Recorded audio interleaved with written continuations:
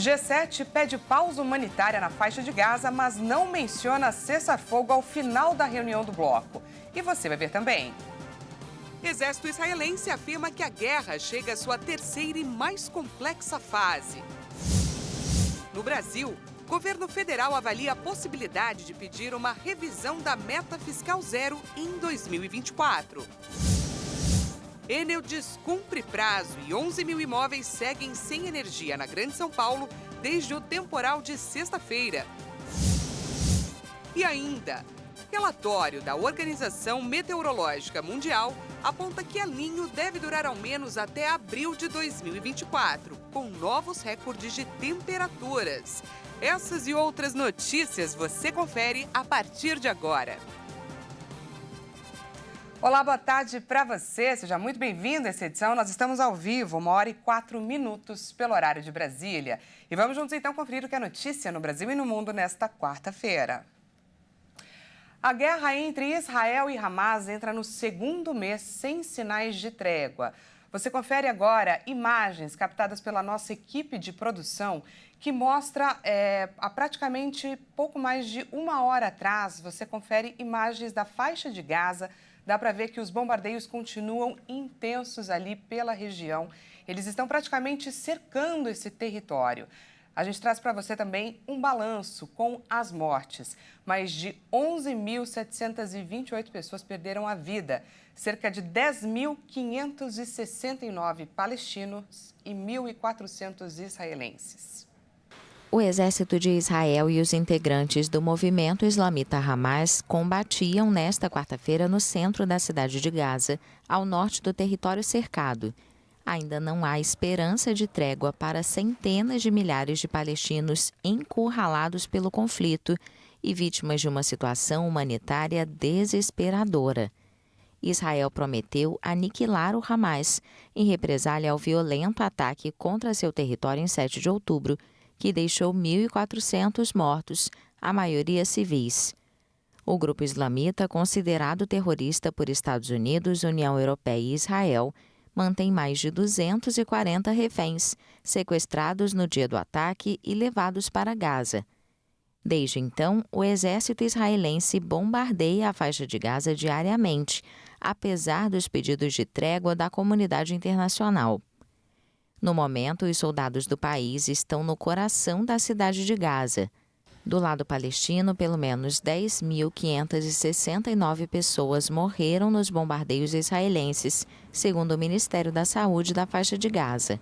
A maioria das vítimas eram civis, incluindo mais de 4.000 menores de idade. O serviço de comunicação do Hamas anunciou na terça-feira à noite no Telegram que vários cemitérios estão lotados e não há mais espaço para enterros. E após terem ficado de fora da lista dessa quarta-feira, o grupo de 34 brasileiros que está em Gaza recebeu uma mensagem da embaixada afirmando que a saída do território deve acontecer amanhã, quinta-feira, mas nada oficial. A sexta lista, com a relação dos estrangeiros que podem deixar então a faixa de Gaza, engloba mais de 600 pessoas de países como Ucrânia, Filipinas, Estados Unidos, Alemanha, Romênia e também do Canadá. E ao final da reunião de 2 dias do G7 no Japão, ministros das relações exteriores dos países do grupo emitiram um comunicado que não pede claramente um cessar-fogo em Gaza, mas apoia pausas e corredores humanitários no conflito. Os chefes da diplomacia das 7 nações mais industrializadas do planeta também destacaram que o apoio à Ucrânia vai ser mantido, ao mesmo tempo em que pediram que a China não apoie Moscou no conflito. O texto também destaca o direito de Israel a se defender com base na lei internacional. O exército israelense bombardeia a faixa de Gaza sem interrupções desde 7 de outubro, quando membros do Hamas atacaram o país e mataram mais de 1.400 pessoas. Os bombardeios contra o enclave palestino deixaram mais de 10 mil mortos, milhares de menores de idade. A região é alvo de um cerco por parte de Israel, que bloqueou o fornecimento de água, alimentos e combustíveis. A ajuda humanitária entra a conta-gotas no território. Bom, e já se passaram 32 dias, tempo aí suficiente para imagens que no início chocavam, hoje fazerem parte de uma triste rotina que foi aos poucos sendo digerida e também aceita por aqueles que, ou por falta de opção ou por determinação, escolheram ficar. A nossa entrevista de hoje é para falar sobre os impactos da guerra no dia a dia de quem vive de perto essa realidade e também sobre o quanto o tempo transforma até as cenas mais difíceis.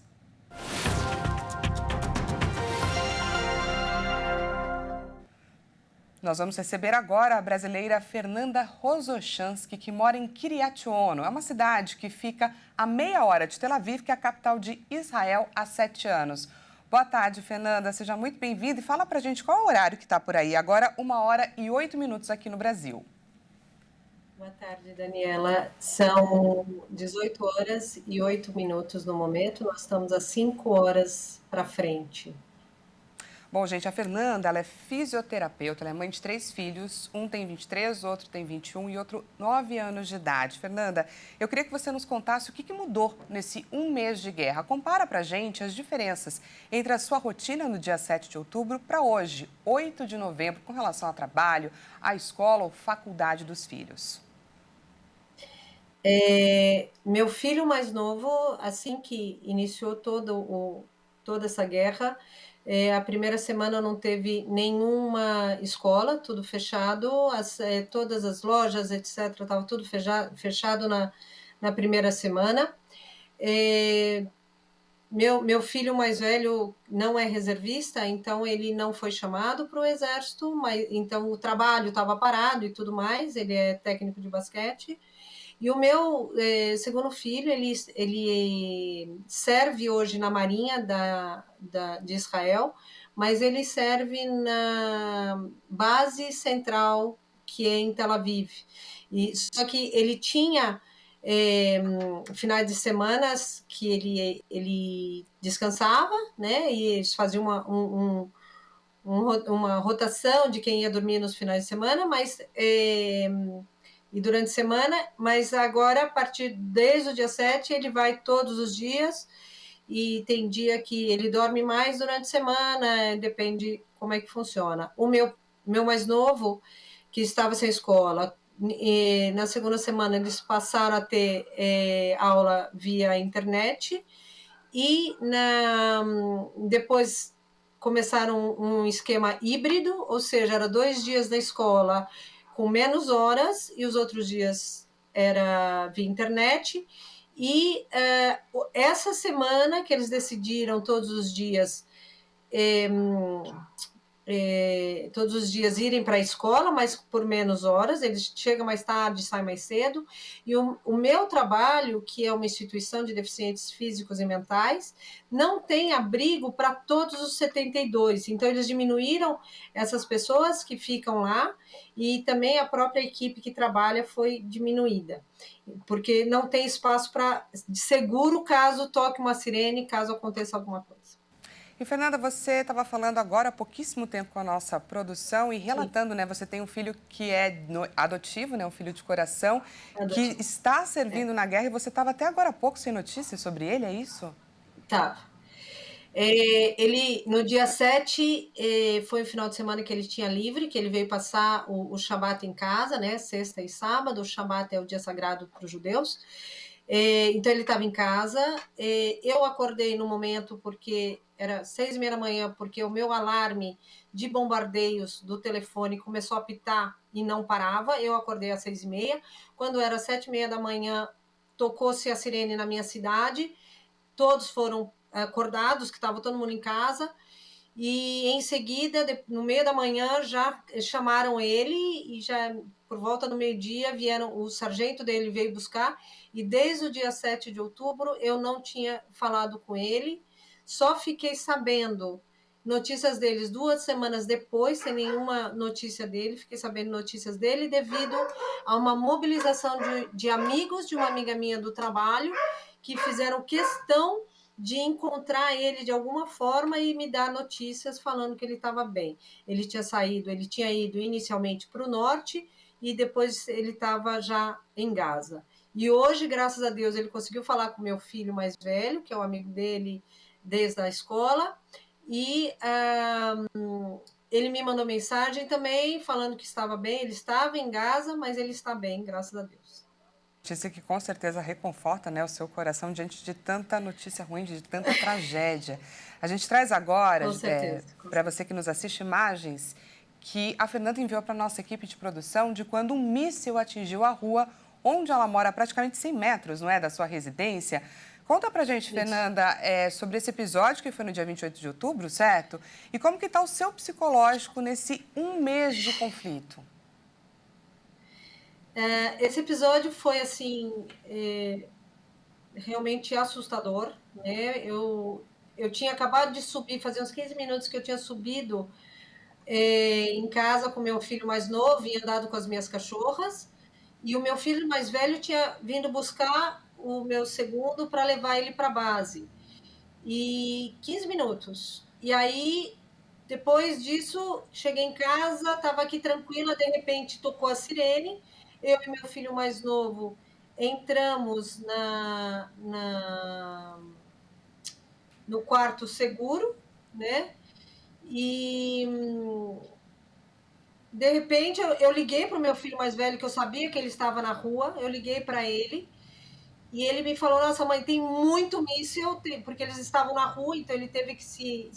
Ele, os dois, saíram no carro, deitaram na rua e eles falaram: mãe, tem muito míssil, tem muita explosão aqui em cima, mas está tudo bem. E de repente eu assustei, o prédio tremeu e a explosão foi gigantesca. Foi muito diferente das explosões que a gente escuta em relação quando que a gente chama de Kipat Barzel, que em português é o Dama de Ferro, que é a defesa contra míssil de Israel, né? Então, essas explosões que a gente escuta frequentemente quando a sirene toca, que são os antimísseis atingindo os mísseis dos palestinos, né? Então, foi realmente uma experiência muito ruim. Depois eu e meu filho, nós passamos ali, nós ficamos sabendo imediatamente que não tinha caído, não tinha nenhum feridos, caiu no estacionamento, atingiram a calçada da casa de uma senhora que eu conheço. Ela, depois eu conversei com ela, ela realmente estava muito assustada, muito abalada. Mas caiu na calçada, no carro, teve explosões logo depois, que foram dos carros, né? Então, realmente foi assustador. Em 70 anos, eu moro aqui há 7, mas em 70 anos tem essa cidade, a gente nunca tinha caído nada, nenhum míssil aqui. Pedir que você continue aqui com a gente, eu vou chamar rapidamente o intervalo, daqui a pouco a gente volta, eu volto com mais entrevista, a gente conversa com Fernanda Rosochansky, que é moradora de Kiryat Ono, uma brasileira que mora na região há 7 anos e está trazendo aí pra gente um balanço, um relato desse um mês de guerra. Além de conversar com a Fernanda, a gente trata a seguir sobre a Enel, que descumpre prazo e 11 mil imóveis seguem sem energia na Grande São Paulo desde o temporal de sexta-feira. Falamos também sobre o relatório da Organização Meteorológica Mundial, que aponta que o El Niño deve durar ao menos até abril de 2024. É já, portanto, não perca!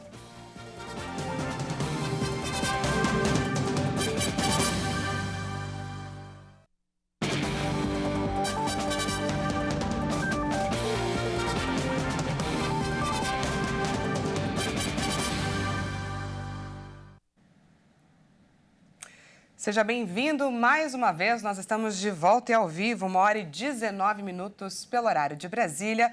E voltamos a conversar então com a brasileira Fernanda Rosochansky, que é uma brasileira que mora há 7 anos em Israel. Fernanda, você me ouve?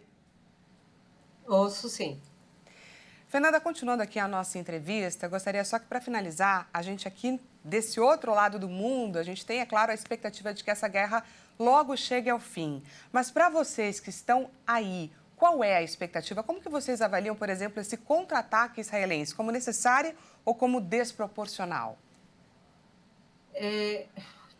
O que seria proporcional ao que eles fizeram em relação às atrocidades que eles fizeram? Não tem, foi até falado, eu vi em algum jornal, a forma do terrorismo que foi feito do dia 7 de outubro é incomparável com qualquer outro, inclusive pior do que dos próprios nazistas, foi falado isso.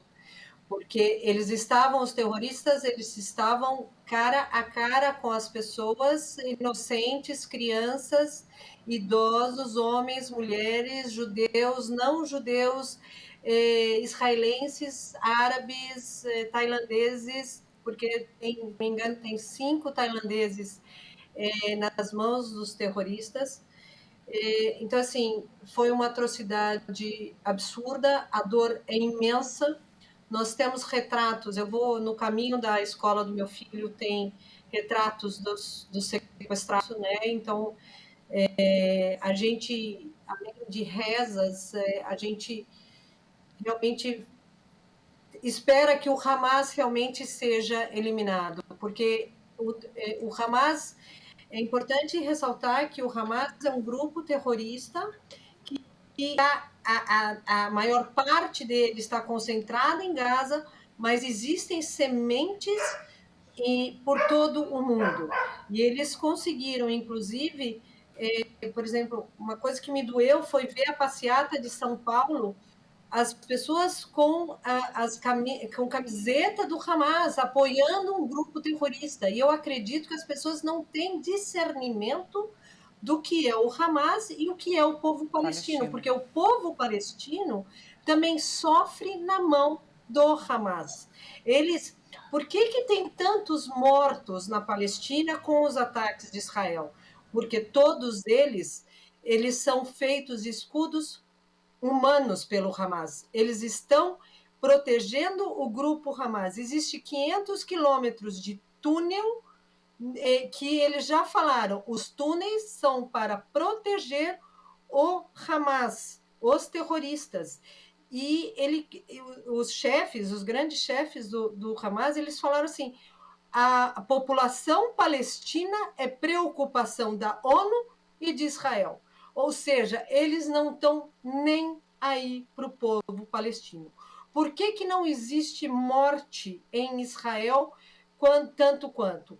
Desde o dia 7 de outubro, todos os dias, sem parar, existem lançamentos de mísseis pelo país inteiro, de norte a sul. E ainda o Iêmen, ele declarou guerra contra Israel e lançou míssil do Iêmen. Então, assim, nós somos bombardeados diariamente. Ontem teve 2 bombardeios gigantescos aqui na região. Um míssil caiu numa cidade vizinha. Dá para escutar a explosão diferente. Eu escutei da minha casa. E a gente escuta as explosões do Domo de Ferro. Eu não estou te escutando, Daniela, desculpa. É uma situação bastante complicada, né? A gente aqui de longe não consegue nem imaginar o sofrimento de vocês. Eu agradeço demais você, Fernanda, por essa troca. A gente conversou agora com a brasileira Fernanda Rosochansky, que é moradora de Israel já há 7 anos, sobre esse mais de um mês de guerra, esses 32 dias. Muito obrigada, Fernanda, pela sua participação. De nada. Prazer é meu. E agora vamos para os destaques nacionais. O governo federal avalia a possibilidade de impedir uma revisão da meta fiscal zero em 2024. A definição deve sair até o fim da semana que vem. A informação foi repassada ao Congresso pelo ministro da Casa Civil, Rui Costa.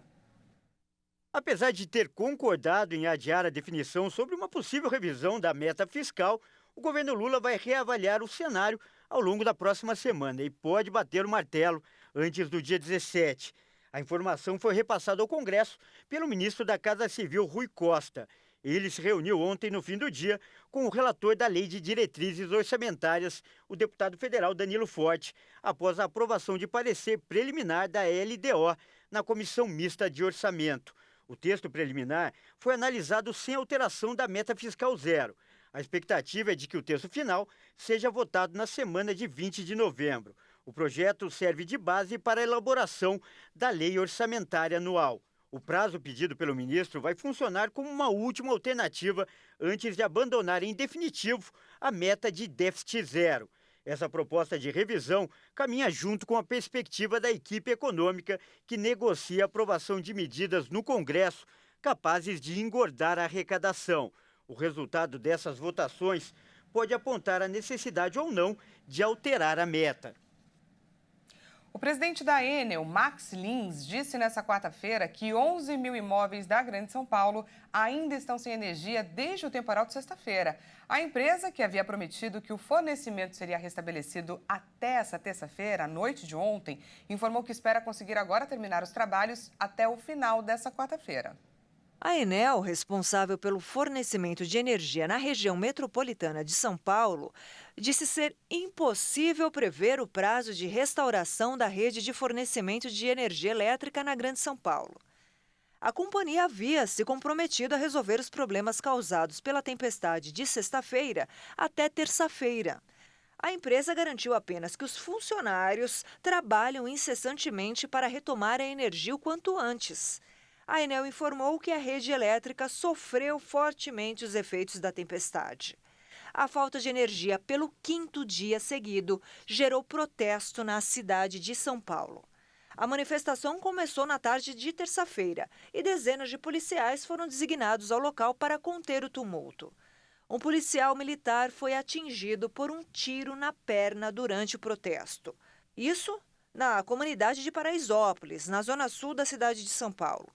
O grupo CPFL Energia, que atende 234 municípios no interior e no litoral de São Paulo, informou na noite desta terça que 18.700 clientes também seguiam sem energia. E a Organização Meteorológica Mundial informou que o El Niño deve durar ao menos até abril de 2024. A revelação chama atenção para as altas temperaturas que já são uma realidade desde 2023 e devem atingir novos picos no primeiro semestre do ano que vem. 2024 nem começou e já se mostra no caminho de receber o título de ano mais quente da história. De acordo com o novo relatório da Agência da ONU, a atualização climática sazonal global prevê o aumento nas temperaturas da superfície do mar em grande parte dos oceanos globais. E isso impacta os termômetros, em grande parte consequência do fenômeno climático El Niño. A previsão da Organização Meteorológica Mundial é que o fenômeno dure até abril de 2024. Segundo a agência da ONU, o fenômeno se desenvolveu rapidamente em 2023 e pode atingir seu pico no primeiro semestre do ano que vem. Além da influência do El Niño, a alta nas emissões de dióxido de carbono na atmosfera provocadas pelo homem interferem nas mudanças climáticas. O secretário de Meteorologia Mundial ainda alerta que eventos climáticos extremos, como ondas de calor, secas, incêndios florestais e enchentes, serão mais comuns em algumas regiões e podem gerar maiores impactos. Nós já vivemos sobre a influência de um super El Niño. A gente vê hoje a alteração da vida marinha na costa oeste dos Estados Unidos, o aumento de chuvas no sul da América do Sul, as secas aqui no nosso Nordeste. Tudo isso é consequência do fenômeno. E o especialista em climatologia e geologia, Rodolfo Bonafim, fala sobre os impactos que poderemos sentir num futuro não muito distante, nesse 2024. Historicamente falando, o El Niño, ele causa muita chuva na região sul e pouca na região sudeste. Mas não é o que está acontecendo esse ano. Embora as maiores tragédias estejam acontecendo lá no sul, a região sudeste também está sofrendo. Nós tivemos o caso aí, um dos exemplos da ventania que assolou o litoral de São Paulo e algumas regiões do interior paulista, especialmente a região de Sorocaba. Muito bem. E o que esse El Niño tem de diferente? Historicamente falando é isso. Só que o El Niño, como ele é gerado pelo aquecimento anormal das águas do Oceano Pacífico, ele é um fenômeno natural. Só que ele está sendo agravado pelas mudanças climáticas, porque encontra um Oceano Atlântico, que banha o nosso litoral, também aquecido. E é por isso que a gente está com esse clima muito bagunçado, realmente. Mais bagunçado do que seria pelo El Niño. E se a gente não conseguir reduzir, realizar a meta de reduzir as emissões de carbono, os próximos 5, 10 anos, nosso planeta vão ser cada vez mais difíceis. E falando em clima, natureza, na importância da nossa sobrevivência no planeta Terra, fechamos essa edição com o lugar dos sonhos. Pois é, parece até de mentira, de tão bonito, de organizado, de limpo. Olha só, vamos para as Ilhas Canárias. Mais precisamente para o Mini Golf Gran Canária. Nas imagens você percebe aí que é uma atração turística de altíssimo padrão e por que não dizer para todas as idades. Não sei se você sabe, mas as Ilhas Canárias fazem parte do arquipélago espanhol ao largo da costa noroeste da África. São ilhas vulcânicas acidentadas conhecidas por suas praias de areia preta e branca também. O ambiente em Gran Canária é tão incrível que 46% do seu território foi declarado reserva da biosfera pela Unesco. Pois é, e é por lugares como esse aí que a gente vê agora que a gente lembra da importância de cuidar do nosso meio ambiente, de preservar imagens como essa. Para a gente hoje é apenas uma bela imagem que a gente olha aí à distância, mas é importante lembrar que ela existe sim e só precisa ser preservada. Muito obrigada pela sua companhia e até amanhã.